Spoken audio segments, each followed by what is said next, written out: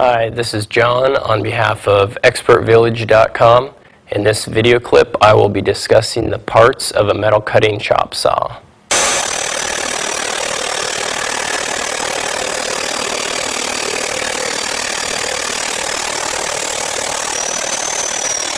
At the top, we have a handle with a trigger switch.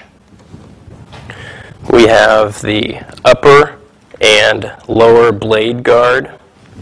Underneath that is our metal cutting disc.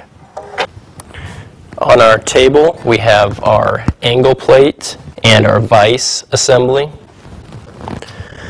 Towards the back we have a carrying handle and a spark deflector assembly.